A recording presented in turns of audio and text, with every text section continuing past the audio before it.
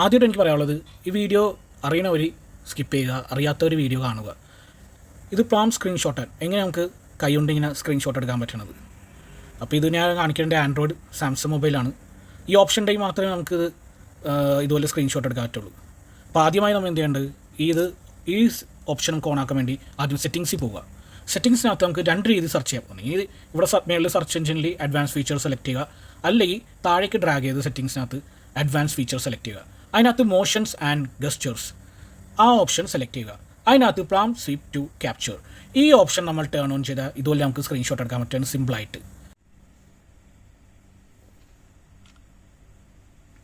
ഇതുപോലെ തന്നെ നമുക്ക് കൈ കൊണ്ട് തന്നെ സ്വൈപ്പ് ചെയ്ത് കഴിഞ്ഞാൽ അപ്പം തന്നെ സ്ക്രീൻഷോട്ട് എടുക്കാൻ പറ്റുകയാണ്. ഈ വീഡിയോ ഇഷ്ടപ്പെട്ടാൽ നിങ്ങൾക്ക് ലൈക്ക് ചെയ്യുക, കമൻറ്റ് ചെയ്യുക, സബ്സ്ക്രൈബ് ചെയ്യുക. And thank you for watching this video. Bye bye all.